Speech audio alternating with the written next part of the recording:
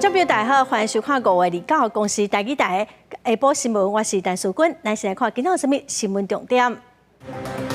中度风台马娃接近台湾的东部外海，上紧下晡会发布海上风台警报，沿海更有长影。宜兰一个查某囡仔遭海洋驾走。民进党总统参选人赖清德讲，已经评估的训练机组会当维持未来紧急使用的可能。外界质疑飞行家园的政策设歪。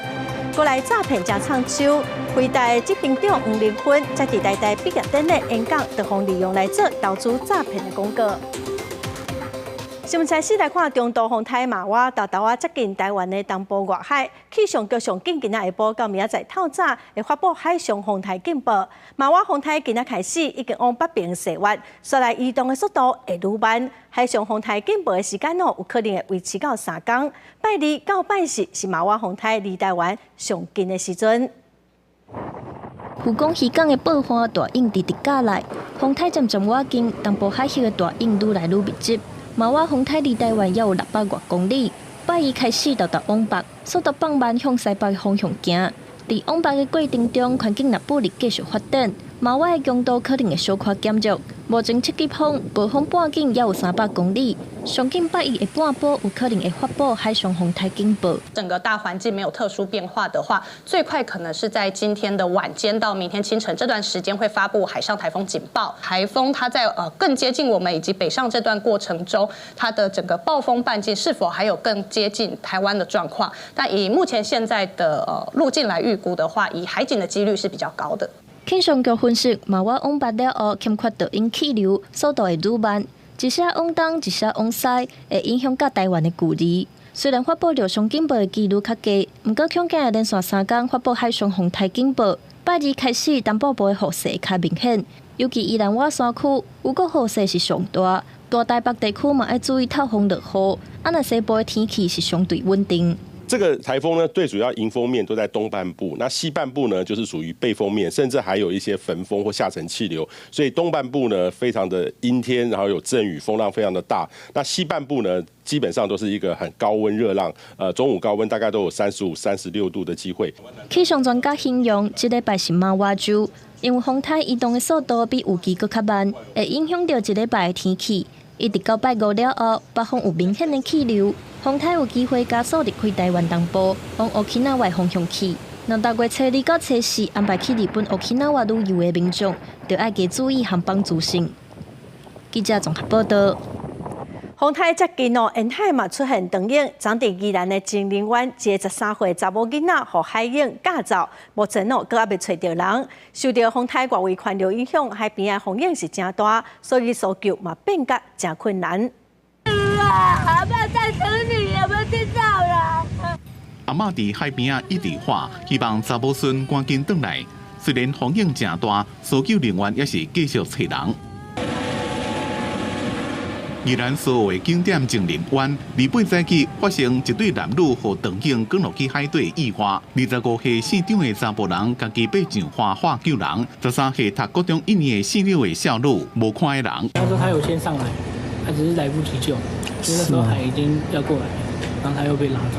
姓刘的少女透过交友软体熟悉县长的查甫人，无想到讲第一遍见面，小就去看海就发生意外。第二发生迄天，阿嬷一透早就出去摆摊。查某孙自细汉就是伊请养的，心内正着急，希望赶紧找到人。还有5个那个同班的同学要来4号玩，伊早甲讲安尼呢。啊，你知影伊3、4点要出门哦，这你知影无？我唔知，我去做生意，我3点我就出来啊。哦。啊，我出来，他还在睡觉啊。因为马华风台愈来愈晚，因有到4、5公尺悬，无适合用救生艇出海找人，所以用空拍机高配合渔船扩大范围找人。经了解，本案系一对男女网友相约前往海滩游玩，过程中不慎双双落海。其中张姓男子事后获救并报警求助，另一名柳姓女子目前尚未寻获。我们另外有请渔业电台广播通知作业渔船协助搜索失联的民众。双方自熟悉到出去耍这段期间，少女是不是遭到胁迫或者是诱拐，是警方进一步调查的重点。警方伫个新闻了，将这个查甫人依照涉及虐幼罪，函上宜兰地检署侦办。记者综合报道。彰地花莲嘛有3学生囡仔去新城海边啊耍水，结果一个去互大影加落海里，另外一个学生跳落去要救人哦，去救人的这个学生后来是不幸过亡。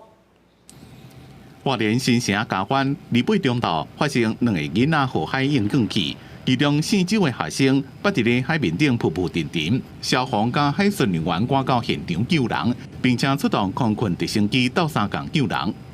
跟他们说就是不要太靠近啊，他们说没事没事这样，是没有看到他们掉下去，是那个小朋友跑上来说他们被卷下去。顺塘顶伫咧嘉湾外海0.2海里的所在，发现查某囡仔用遥控式游泳裤去救援。甲步入去海底11岁4周的查某囡仔救起来，状况正好，无性命危险。在嘉湾海域有2名同学失足落水，那海巡艇到达现场之后，成功将1名漂浮的同学成功救援。海巡艇甲空困总队直升机继续找12岁4里的查某囡仔。下昼3点37，伫三站溪出海口找到4里的查某囡仔，已经无喘气心跳，头壳有空水。用沙波车甲伊载到救护车顶做 CPR， 赶紧送国军花莲总病院急救。受到风台外围环流的影响，东台湾的海边已经有大响，所有沿海应有3-4公尺悬，海上正无稳定，民众爱特别注意。记者综合报道。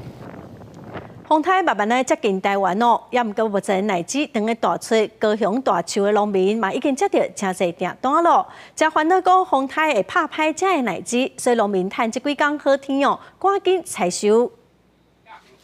一人搁一人的药荷包分配倒去要机械内底，工作人员无用选果装鸭仔。每年产期大约2礼拜的药荷包，目前当是产季，已经接到袂少订单的高雄大树区农民，移到一透早无用采收包装，就惊风台嘛挖起来拍乱出货的规划。刚好今年的气候适合那个玉荷包的开花及那个早果，所以今年的产量比以往多大概3成左右。刚好进入采收期的时候就遇到这个马洼台风来了哈，其实农民密切注意了哈。拆开外壳白色药荷包看起来甜搁好食，因为今年高雄雨水少，药荷包甜度平均伫18到24度。目前产地计数每台斤大约100块，黄班长每工出动30个工人采收，犹原采收未了。采收期欠工严重，搁拄着风台，互农民真无奈，但会使挽偌济算偌济。关采收都无讲嘛，我多啊，嘛正常安尼采收啊。一工头忙偌久啊？10几点钟呀？1点钟哦。不过风台唔拿影响农民采收，嘛拍乱游客出游的计划。屏东垦丁南湾沙滩顶悬，透早已经插着红旗啊。虽然南台湾目前日头都真大，但随着风台愈来愈接近台湾，估计暗时也是拜二透早发布海上警报，提醒游客一定要注意天气，确保安全。记者陈环宇、柯正俊高雄屏东报道。来看国民党的宜兰县议员黄玉琪，进前伫议会将对消防员防性骚扰案讲出一寡性别歧视的言论。今仔时代力量宣布要来罢免发起罢免黄玉琪的人数。民进党团嘛批评讲，国民党无重视性别平权。黄玉琪嘛已经发声明，将对伊的言论回失咧。为着互看者，就要休困偌久？会安尼讲的？我嘛来互看者，有当休困无？伫个县议会质询，针对受到性骚扰的女消防员的代志，伊讲因为互看一个，就会当休困真久。那安尼我若互看，敢会当休困咧？讲出这个歧视的言论，宜兰县议员黄玉琪，因为要求民进党女性的议员，甲社员受到性骚扰的女消防员的标语摕落来。最近少年刷起红标出伫咧县议会质询的时阵，伊的发言一直歧视女性。时代力量29决定要发动罢免。从今天开始，我们将正式发起罢免黄玉仪的行动，来下架这样一位不适任的议员哦。平权教育不能等，县府消防局说清楚讲明白。大社会平权教育袂当搁等啊，要求县府消防局讲互清楚。民进党宜兰县议会党团是大力谴责黄玉琪，讲伊有语言的歧视。嘛，这个宜兰县长林祖苗针对议员有争议的发言是拢放垮垮，完全看无国民党对性别平权的重视。因让黄玉琪的罢免案，第一阶段需要400份的人数，才当进入第2阶段的听书，而且爱等到年底，黄玉琪的任期满1年，才当上选委会来提案。消防员的这个事情，县府当然有依程序在处理中，因为这个事情我们党他们根本议会根本党部联系。是，那我们党部我们不晓得这个来闹怎样来不晓得。针对性骚扰的案件，管护讲拢有按程序处理，而且嘛有甲当事人直接，看敢会当互这件有争议的代志顺利结束。国民党宜兰县党部针对时代力量要对党籍议员提出罢免案，因讲对这个案件，因是唔知头唔知尾，嘛未介入。因人黄玉琪敢若发声连讲，若是因为伊的发言造成相关人员的困扰甲无爽快，伊愿意回失的。针对时代力量发起的罢免案，伊愿意坐落来沟通。不过时代力量也是质疑讲，黄玉琪公开共正口倒写，今嘛阁想要甲代志扫掉，所以因会继续罢免的程序。记者综合报道。另外是总统选举正重要的议题，赖清德昨讲到核能紧急使用的话题，讲已经停机的核能机组会当维持未来紧急使用的可能。外界认为讲，这敢是民进党的非核家园政策设弯路。国民党的参选人侯友宜嘛表示讲，2025年是做袂到非核家园，安全顾好好，核废料好好处理，核能就会当是一种选择。郭文哲是认为讲，袂当只要台积电，无要核电，能源的政策爱务实。2024总统大选焦点放在能源政策，民进党总统参选人赖清德日8到台出席校园总统马拉松活动时阵，被问到量化紧张天然气无法度进口时阵，如何应用能源政策？赖清德提出核能紧急使用话题，也引起各界关注。民进党2025非核家园的路线是不是要放零呢？相关单位有在规划，已经这个停机的这一个核能机组啊。维持一个可以未来紧急使用的这种情况以备不时之需。进前新境界文教基金会副董事长董祖贤主张重启核议核字，总统在执政7周年记者会回应，迄是个人的看法。实际执行上有一定程度的困难，不过隔8天，赖清德提出核能机组紧急使用，面对核议核字都在新北市，侯友宜直球对决。民进党说了2025非核家园，我一直说这是做不到的。我一定会把核安一定做好，核废料妥善的处理，核能就是我的选项，在多元配比里面的一种。面对核能问题，郭文哲表示，台湾爱务实处理能源政策，政治唔通讲一寡无实际的话，任何物件拢有代价。政府若要发展高核能产业，就免只爱台积电，无爱核能，应该伫现实甲理想之间取得平衡。记者综合报道。副总统赖清德讲到核能紧急使用的问题，民进党敢是要放弃非核家园的政策呢？经济部长王美花早起是强调讲，这牵涉到法规、现状、社会嘛爱有共识。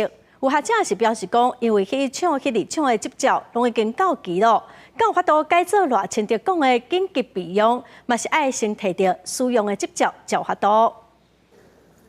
院长，我们非核家园的立场有改变吗？副总统赖清德提出紧急时启用停运转的核能机组议题，外界关注政府2025非核家园路线是不是要放松呢？行政长陈建仁甲经济部长王美花早起共同出席活动，被问到这个问题。王美花回应，牵涉法规现状，也爱有社会共识。涉及核安主管机关以及核能专家。怎么样来研议一个这个安全的使用机制？那当然也需要跟国会来进行沟通，取得社会的共识。王美花无将话讲死，有学者是乐观看待。不过核电厂选择重启考验也多，核议已经展开毒液作业，而且机组牢固。核治毒液计划已经通过，用过燃料棒储存空间无够。核三毒液计划审查当中，不过为技术面来讲，毒液的难度较低，关键是伫核一、核这执照拢已经到期。他应该先想办法让这4部机组先研议，取得执照之后，他才有办法做到赖副总统讲的转为备用。研议其实不是问题。学者指出，核一、核二目前虽然都核，不过依然是伫过去停机的状态，所以伫紧急情形之下要使用，并是袂使。不过爱互机组运转执照延续，才能马上上线。原林会是认为，目前无法度进行安全审查这作业，协议设置无法度做到紧急情形之下来使用。记者综合报道。国际新闻来看，土耳其总统的选举将是举行第2轮的决选。土耳其现任的总统埃尔多安宣布讲伊选赢，这嘛已经是伊的第3任期了。选举委员会嘛已经正式宣布讲埃尔多安当选。咱国外交部嘛向连任的埃尔多安总统表示恭喜。土耳其的车路顶拢是埃尔多安的支持者，听到胜选的消息，大家拢出门庆祝，将在所在塞车。Mutluyuz. Ortam belli, atmosfer belli, süper yani. 埃尔多安以过半的支持率赢到第3总统任期，也是土耳其第1位以直选先后担任总理加总统的政治人物。这边选调，伊的任期将会一直到2028年。 Öyle bir kazanacağız ki kimse kaybetmeyecek demiştik. Öyleyse bugün kazanan sadece Türkiye'dir. 伊若得到6党反对联名支持的中国人民党总统候选人吉里达欧鲁选书，伊讲虽然有真侪压力，但过咱正明确知影人民想要改变专制统治。 Bilin ki benim asıl üzüntü sebebim ülkeyi bekleyen çok daha büyük sıkıntılardır. O sıkıntıların karşısında da ilk olarak bizlerin duracağını bilmenizi isterim. 今年69岁埃尔多安成功连任，其实和反对者正意外，尤其伊的政府伫今年2月造成5万多人死亡的大地震救灾处理的动作，互人批评上班。迄当阵就有人讲，人民将会用选票改挺翻，尤其个拄到通膨危机，反对派也认为将有机会改救来。不过伫咧5月14第1轮投票，包括议会选举，伊的正义发展党伫咧东灾区11个省内面的10个省拢选赢，也个帮助民友摕到国会多数席次。不过这边选举是土耳其有史以来第一遍需要建立第2轮投票的选举，被认为是对土耳其影响上大的选举之一。不过，在俄乌战争爆发了后，土耳其造成乌海粮食出口，对瑞典、芬兰加入北约掌握到关键的决定，也甲中国甲俄罗斯拢保持良好的关系。埃尔多安重新规划国政、经济、安全加外交，加8500万人口的土耳其定位成这地区的强权。这边个选赢，更加强化伊未输的历史形象。公司新闻黄文玲编辑。 印度总理莫迪将主持国会大楼的落成典礼，外界嘛认为讲莫迪按说明年会个竞选第3届的连任哦。也毋过，将有19个反对党的议员无出席典礼，嘛发声明谴责莫迪无邀请总统来开幕，是侮辱印度的民主。 在印度教祭司的陪同之下，印度总理莫迪2月为新落成的国会大楼开幕。伊替国会群众进场，佮将群众插伫议长座位的边仔。在普话声中，莫迪发表演说，表示新国会大楼代表印度人民的民主梦想。ये सिर्फ एक भवन नहीं है, ये 140 करोड़ भारतवासियों की आकांक्षाओं और सपनों का प्रतिबिंब है। 新国会大楼估价开1.2亿美金，是印度一项28亿美金的中央远景计划核心。因为莫迪长期寻求消除英国统治的痕迹，壮观的新大楼都为伫英国建筑师所设计殖民时期兴建的旧国会大楼边仔。不过，这场落成典礼遭到大约1/3的议员抵制。 至少有19个反对党无出席这场活动，佮发声明谴责莫迪无邀请总统来开幕，严重侮辱印度民主。 It's very painful for me, for somebody who is so proud of our Indian Parliament and our democracy.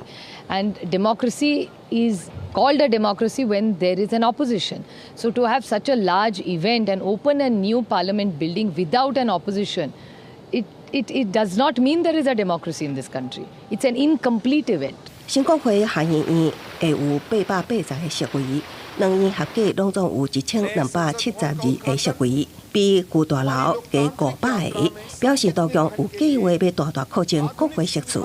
कि आने वाले समय में सीटों की संख्या बढ़ेगी, सांसदों की संख्या बढ़ेगी, वो लोग कहाँ बैठते हैं? और इसलिए ये समय की मांग थी कि संसद की नई इमारत का निर्माण किया जाए। 为了纪念新大楼启用，也要发行75卢比的特别银角啊。莫迪这个举动展现强国政绩，寻求明年3度认证的企图心。也毋过也遭到反对派甲民间团体批评兴建成本太悬，佮讲无咨询大众意见。公视新闻陈伟霆编译。过来消息来看，最近因为 AI 概念股辉达股票伫美国股市是创新高，伫台湾出世的辉达创办人黄仁勋身价是超过新台币1兆。拜六伊伫台大毕业典礼演讲，今仔嘛受到台北国际电脑展的邀请，进行专题演讲，嘛发表 NVIDIA 的客制化生成 AI 模型。伊嘛表示讲，人工智慧会改变真侪代志。大家好。用华语大话头，甲台下的观众小酒问。辉达创办人兼执行长黄仁勋，伊穿伊招牌披衫去台北国际电脑展演讲。伊讲这是这4年来头一届现场直播演说。接落来伫个台顶提出辉达上新推出的显示卡，甲电竞笔记型电脑。伊强调功能毋但是比目前上届观看 PS 系列更较强，动量嘛真轻。After 5 years is a very important time for us because for the very first time we took our 3rd generation Ada architecture RTX GPUs and brought it to the mainstream with 2 new products that are now completely in production. 黄仁勋嘛伫个台顶正式发表形成客制化游戏角色 AI 模型 NVIDIA ACE for Games。这是一种语音开讲的机器人，甲动画基础模型。伫个电视的影片内底，游戏的角色会当理解用户讲的话甲互动。伊讲 AI 会是未来游戏内底非常重要的一部分。AI made it possible for us to do that. Everything that you saw would have been utterly impossible without AI. For every single pixel we render, we use AI to predict 7 others. 伊讲经过10年的研发 ，NVIDIA 推出 RTX 系列的显示卡，或者是运算变做可能，而且带入主流市场。因为 AI 和每一件代志看起来拢无共款啊。记者综合报道。过来诈骗实在是上长手。NVIDIA 的执行长黄仁勋27接伫台大毕业典礼演讲，就互利用来做投资诈骗的广告。行政院长陈建仁是表示讲，打击诈骗就甲防疫共款，爱注意防诈，所以要求诈骗的广告就爱对平台落价。你为了这个账户被通报警示账户2次你一命，对，真的，而不是他找你麻烦。听到要汇钱的对象是经济户头，民众才知影差点受骗。进前台北市港区派出所接到银行通报，有民众要向陈份人指定投靠的户头汇钱，或者在行员警告加员警联手阻止。民众欲汇款给投务公司。在警方及行员劝说之下，民众依旧深信不疑，并认为警方与行员都在演戏。直至警方查证该账户为警示账户后，才恍然大悟，误信诈骗陷阱。诈骗手法是5月10日，27 NVIDIA 执行长黄仁勋接伫台大毕业典礼演讲，马上就出现冒用黄仁勋名义的诈骗工具，表示设一个用免费加入的投资趁钱群组。行政长陈建仁自告出席打诈行动纲领研讨会，就特别强调，打击诈骗爱亲像防疫共款，也爱做有风险。他礼拜6演讲，礼拜天就有这一个投资诈骗在网络上登出来。我们昨天就马上请他下架。我们讲到防疫的时候，一定要打预防针，所以我们首先防诈也要打预防针。诈欺案件也已经成为台湾的全民公敌，到社会、到教育、到我们的孩子，让他们认识诈骗是怎么一回事。因有创也以新冠病毒来形容诈骗共款的一直变形，防盗手法也在进步。防诈是一场继续的战争，但建仁表示会继续强化来源端控制，比如防止跨国诈骗电话，减少诈骗集团接触到民众的机会。记者综合报道。鸡肉萎缩症 SMA 是一种神经肌肉退化性的疾病哦，病人落尾会因为无法度家己产气过往。今年4月开始，健保嘛放任用药的给付。医师嘛提醒家长，这款病是造成红AIDS死亡率上悬的遗传性的疾病，就要量早来进行体检。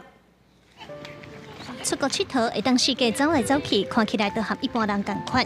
这个查某囡仔拄啊出世，就互检查出有量骨侧肌肉萎缩症，加在伫咧发病进前就开始食药啊治疗，即马和普通人同款照常生活。这种病简称做 SMA， 是一种罕见疾病，过去是无法度治疗的神经退化疾病。那较严重的，爱到呼吸器24点钟，爱有人照顾，甚至会死。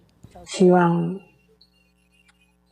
未来这些小孩子可以在爸爸妈妈身边好好的长大。很希望让更多的 SMA 病友都可以有一个希望，有一个盼望，活下去的那种盼望。SMA 目前有3种治疗的药啊，但是贵松松，健保嘛无全部负担，有一寡患者只好放弃治疗。今年4月，健保放零用药负担的范围，和一寡患者总算看到治疗的希望。期待健保负担的范围会当愈济，做好愈济人。医师嘛呼吁家长就要重视幼儿的 SMA 检查。这个筛检率从2017年9成7，已经掉到7成。健保跟药厂的争取，那药费已经降到接近600万。那不过我想，1年600万的药费，对任何一个家庭都是非常沉重的负担。医生指出，在财政稳准的情形下，当然嘛正希望健保会当专业负担 SMA 药品的费用，因为这药啊确实会当明显改善症状，唔但会当帮助患者嘛连带减轻家庭的负担。记者综合报道。根据关心月经议题，民间团体针对桃园市民的调查发现，讲有6成的市民认为讲月经来唔通贴庙林拜拜哦。因长期推广月经平权，所以蔡南在地6间庙要来拍破一般人的禁忌。迎香拜拜，祈福问代志，宗教信仰是台湾文化真重要一部分。不过，根据2023年桃园月事经验调查，大概6成市民认为月事期间袂当入庙参拜，其中45岁以上的市民月事禁忌佫较比少年族群悬。希望能够跟庙宇一起来合作，来倡同倡议，说月经来当然可以来拜拜，大家都不用担心，一起让台湾成为一个月经平权的国家。我觉得很好，因为以前长辈都会说，用月经来的话不能拜拜。为了转变台湾庙宇的月事禁忌，消费局串联中立金海宫主会堂、桃园护国宫太祖庙、龙德宫、北德龙山寺、大溪莲座山、外阴寺等6大香火真旺的庙宇，共同签署成做桃园月事优先庙宇。正向来看待这个自然的事情，毕竟这个拜神礼佛，心诚则灵。市府更创全国之先，我们串联了庙宇，共同推动月经平权，于庙宇的女厕、服务台设置卫生棉贴心盒。消费局表示，全世界一半的人拢会经历月事，在国门之都桃园，照着甲庙宇合作拍破迷思，互女性月事来也会当拜拜得到支持，希望有示范作用。未来也会继续创造友善庙宇、友善环境，加友善店家，推动月事平权。记者综合报道。如果有海外找头路防诈骗的事件，有一个查某人哦，伊去年去柬埔寨工作，说互诈骗集团送去缅甸。后来，这个查某人甲一个嘛是哄骗的查甫人交往，阁有新哦。这个查甫是赔40万互诈骗集团，互因女朋友会当顺利返来台湾，准备生囝。7月特别生咯，也毋过哦，这个查甫人目前人阁伫缅甸，家属希望讲政府会当来提供协助。添8个月都还巴肚出来开记者会。72年厝的小辉，去年6月伫网络上看到高薪好管的工作，所以前往柬埔寨，想袂到说是去互诈骗集团所骗，所以来互转送到缅甸KK园区。过程中熟悉姓洪的查甫人，2人共款互诈骗，所以交往。小辉伫去年10月有薪，为着会当离开姓洪的查甫人，甲物业公司谈判，共40万的赔付金。换小辉会当回来台湾，是做诈骗的工作，但是如果我们不做的话，我们会被打，或被电击这样子，所以我们不得已还是做了。在那边有一些同事，他们也是没有钱付赎金，所以都还不能回来这样子。今年3月小会顺利转来，7月就要生产，不过却不时收到信息要求总钱害少，甚至要求汇虚拟货币。生下查甫人的妈妈也真惊，搁较无法度确定传信息的人都是家己的后生，希望政府会当斗相共，互后生转来。求助民间救援队也向台北市树林分局报案。做妈妈的连儿子死活都不知道，请问政府我应该如何面对？警察机关受理这个案件，大概我们基本上大概都是把它视为重大刑案在办理，也协请外交部来列管这个案件。根据台北市警局统计，今年受理海外人蛇诈骗有34件，41人已经破获16件，逮捕相关人数46人。目前拢有请警政署甲驻华单位积极查办，不过也讲，因为柬埔寨甲缅甸无邦交，确实侦查工作有困难，会继续拍拼协助受害咱国民众返来台湾。记者综合报道。去年咱国内因为交通事故死亡的人数超过3000个人，有3个在野党的立委早起就呼吁政府应该赶紧来完成交通安全基本法，来保障民众的性命安全。交通事故零死亡。3个在野党立委甲民间团体代表，29早起伫立法院做伙召开记者会，呼吁政府应该比照日本，加速完成交通安全基本法的制定，让台湾脱离行人地价的臭名。确保民众的生命安全。我们去年死了3085人，今年光在前3个月，我们又比去年同期还增加更多。去年全国有2/3的县市沦入交通地狱，共有16个县市，每10万人口死亡人数是超过10人。最严重的是哪个县市？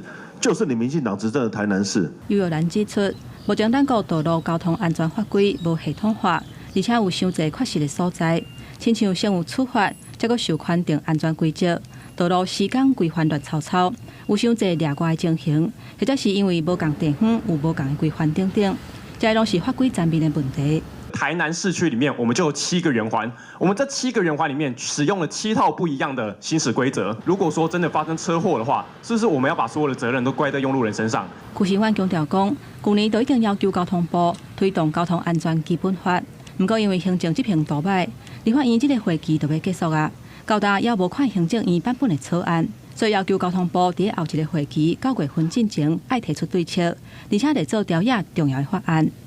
记者综合报道。国内的防疫放零政府要拼观光，也毋过欠工是真严重。行政院指示交通部、劳动部、教育部同齐推出补助的方案，来提悬劳工的薪水，希望当增加民众就业的意愿。疫情后，真侪观光饭店业者爱讲找无人，欠工严重。有业者表示，知影有朋友要找饭店摒扫人员，薪水开3万高，比英国来讲悬袂少，也是找无人。毋是讲伊的薪水真正足贵，3万5至3万7，搁找无人，是因为少年囡仔毋愿意做这个工课，工地嘛足欠工人啊，钱搁愈济啊，是安那要爱请外籍的义工。针对观光饭店业咧欠工，政府嘛要斗找人。三大部会、交通部、劳动部、教育部嘛做伙设补助方案，像业者若伫4月初1开始，请到房间的摒扫人员做满6个月，业者就通以逐人逐月向政府申请5000块的补助金，相当申请1档。不过，互员工的基本薪水，北部至少要有3万3，中南部、东部要有3万1。希望业者用比英国较好的薪资条件，稳定人才。透过这个机制的话，互伊去这个劳动力稳定性提高。袂讲现在连咪都欠这连咪都这个欠迄欠来欠去但你的业绩就会受影响。观光局表示，主要寻找这个时机，提高行业的薪资条件，大大培养人才。因为另外一部分，劳动部甲教育部就针对失业找头路、二度就业的妇女，还有大学生的一场体检。若选做观光饭店业来做，符合期满的时间，嘛有个人的补助通领，上济通领13000块。3个部分计共补助4万人，希望伫旅游业将要来到许热的大过，赶紧补充人力的缺口。记者梁文佳、桂林台北采访报道。为了要让网络的管理有如何好的配套办法，立委邀请学者提供建议，要来推动所谓服务法、所谓市场法，佮有新闻议价等所谓三法的立法，希望当健全产业。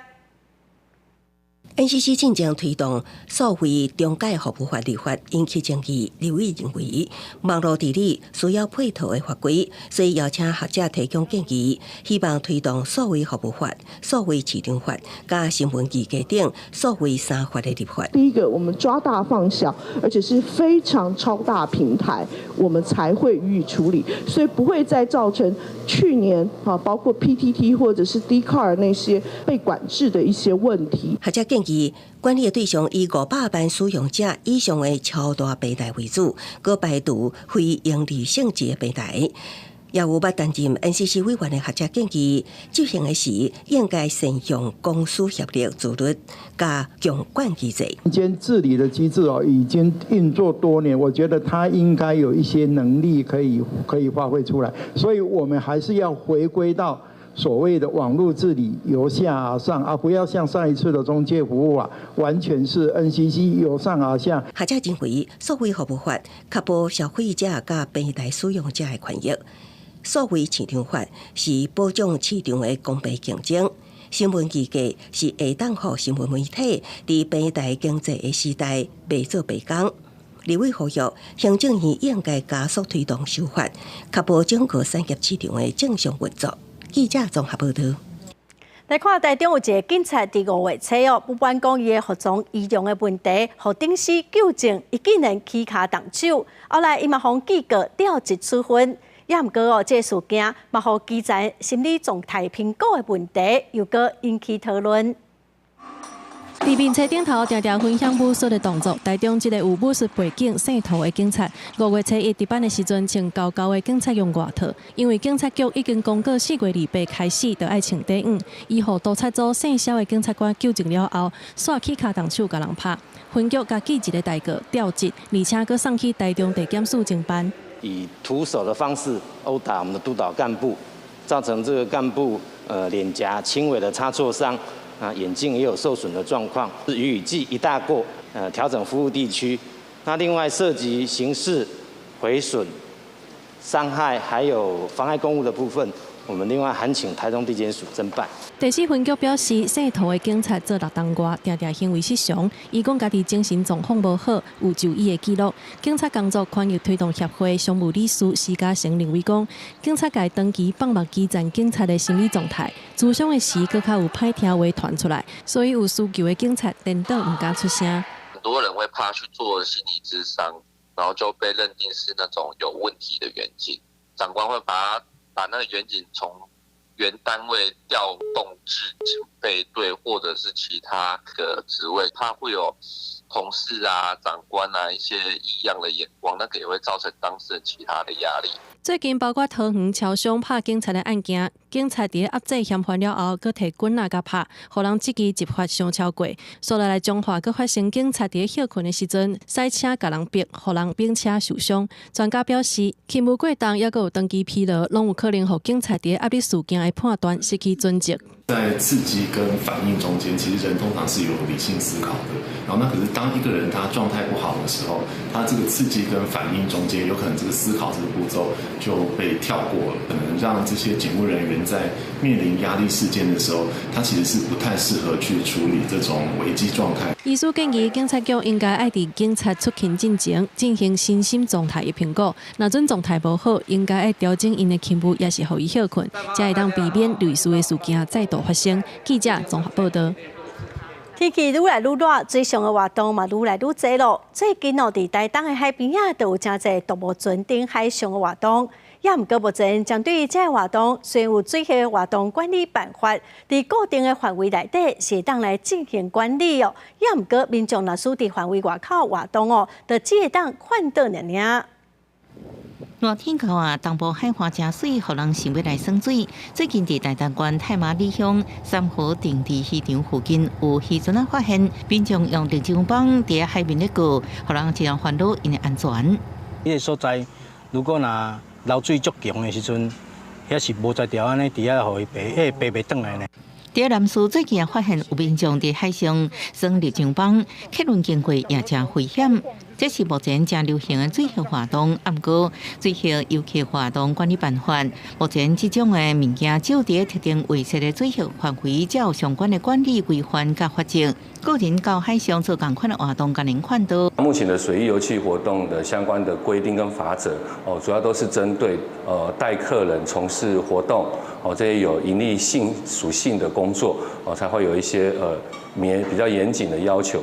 官方表示，因为热天民众做水上活动的愈来愈多，会搁甲东管处甲海巡这的相关单位讨论管理的方式，不过呼吁民众上好伫有卫生水下活动的所在活动安全靠保障。记者综合报道。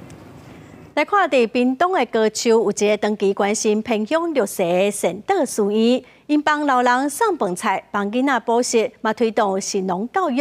最近搁办亲子晚菜的体验活动，互大人囡仔了解饭菜对种植到饭桌的过程受偌侪人辛苦的付出，所以大家都爱愈珍惜。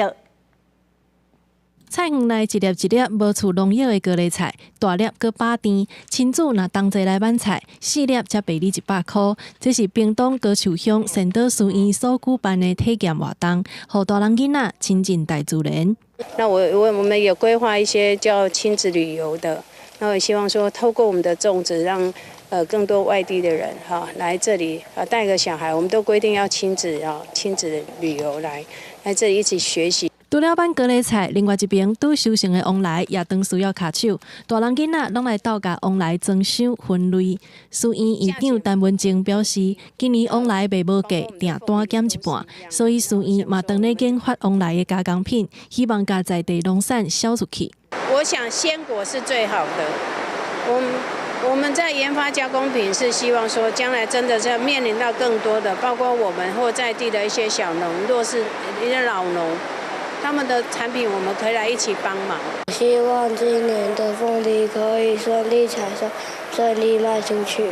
善导师院经营偏乡25档，唔但照顾弱势，也传播甲自然共生的观念。透过亲子的活动，互大人囡仔知影农作对采收到变成产品的过程是偌尔也无简单。记者综合报道。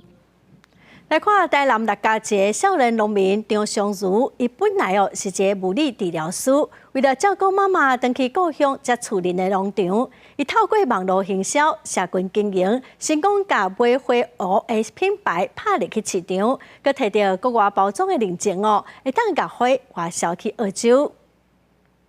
花园内底的花有青色、白色、粉红仔色，花形敢若爱心，长长的花穗就亲像梅柳。这是华语在讲的火荷花，台语就叫做买花乌。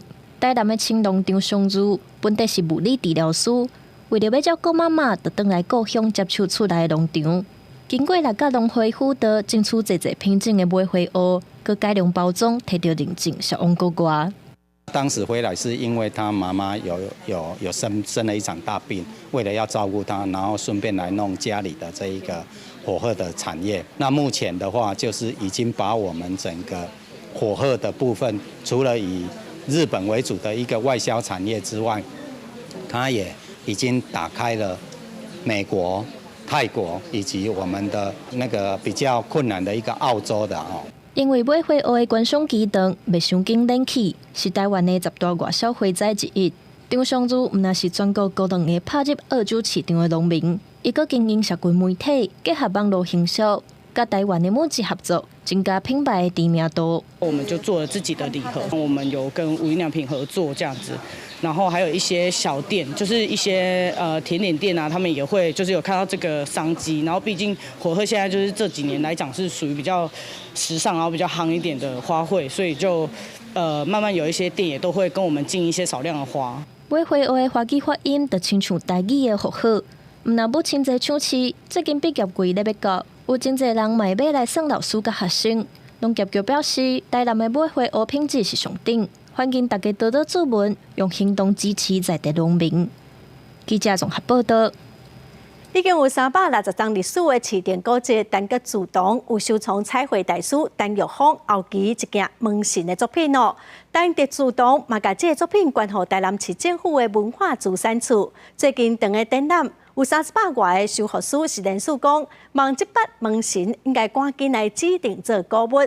文资处嘛表示讲，已经启动审查的程序了。两吨门神踩伫咧大厅，敢若是无形的宝钻共款。只是门神照看头，这是国宝大师陈玉峰所画作品，正正红切红漆放伫咧库房，一直到单日自堂整修，才互发现红漆内底有贴不平的古漆。经过鉴定了后，门神才互看到。这个过程，佮找到60当前经回收据，证明讲是陈玉峰画。找到这个证据之后呢，大家就可以开始跑这个古物的流程。那也希望就是古物的流程可以赶快尽速的通过，因为这个是台湾人的宝贝。经过了解，陈玉峰画门神现出是全国村9件，其中4件伫咧府城。为了要保存这4珍贵的门神，单日自堂将门神关予台南市文资处。另外300外位的修学士发起联署，帮赶紧通过古物审议，甲文物好好保存。伊用安尼做了，变做无经过古物委员去审查，啊，甲监督的情况下去收整理吼，安尼就会失去变做讲伊原本陈玉峰这座门神的上好的所在安尼。讨论的结果啊，是认为这部分它具有一个文化资产的价值的时候，我们会做与列册追踪的这样的一个决议。文资处表示，按算上紧伫咧6月份安排审查委员会刊，这个门神特典会展示到6月25，请大家来看卖，会使更加了解老门神的用料甲技术。记者李成武台南采访报道。青条企业蓝电事业是南投的百年古迹哦。在地文书工作者伫咧做调查的时，发现讲，伫溪池乡竟然有一间蓝电事业的遗址，内底有一支龙条，阁有百年铁记录的记录。在地人是希望讲，这应该好好甲保存落来。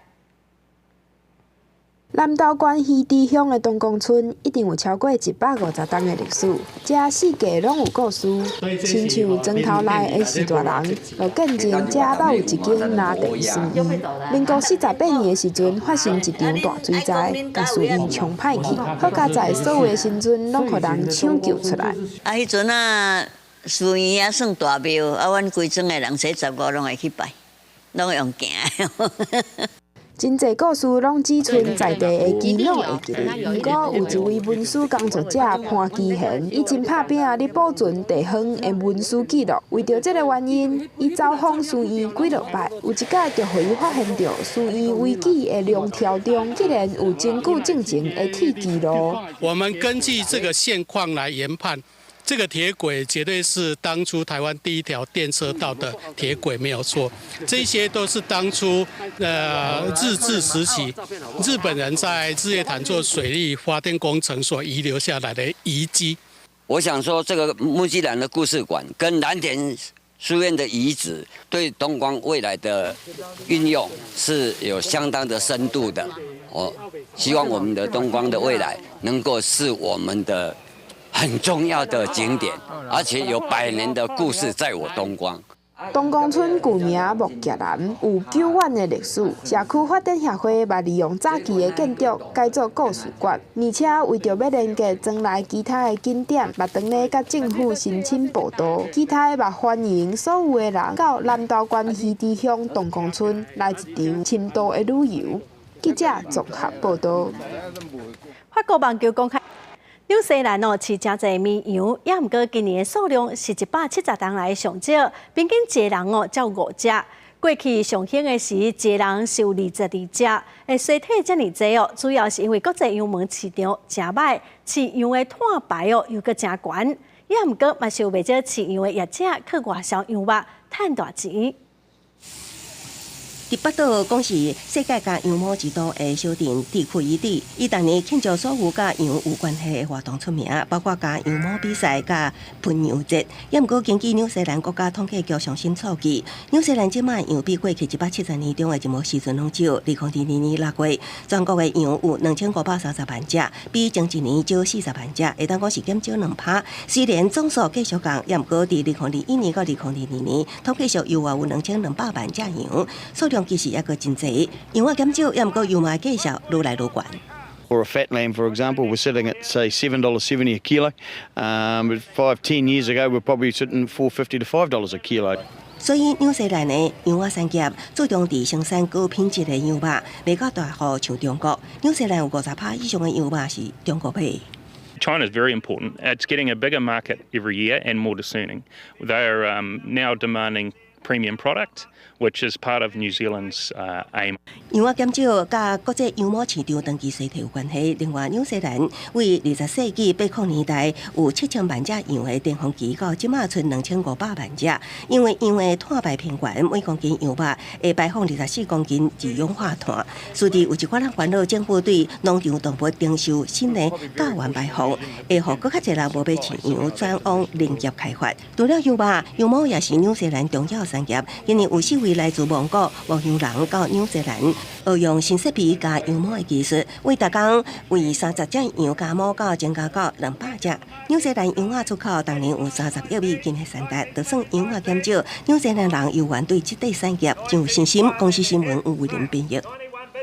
伫美国的运动比赛啦啦队嘛是比赛真重要的一部分。这几档伫咱台湾嘛是真时行。来看 NBA 职业篮球的金州勇士队有一团平均岁数伫55岁以上的啦啦队，虽然伊毋是大家印象中的少年查某囡仔，也毋过因的表演嘛是非常的精彩。咱做伙来看卖。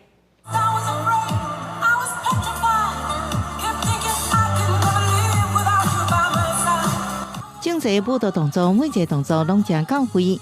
金州勇士队的夜幕经典舞蹈团，一出来中场休困的舞台，全场的观众的眼光拢很起引，情绪也被带到上观点。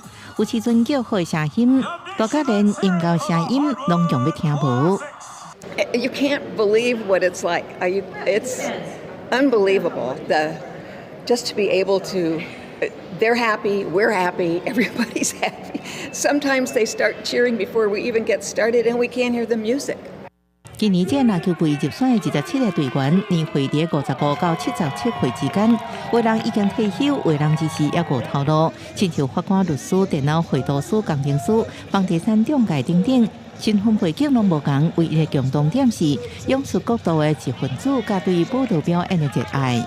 小慧讲，台顶1分钟，台下12公。夜幕经典舞蹈团每1分钟的表演，拢爱一直练习。一个球队差不多爱表演20到26场，每一个舞曲最少爱用12点钟以上的时间来练习。公司新闻王慧文报道。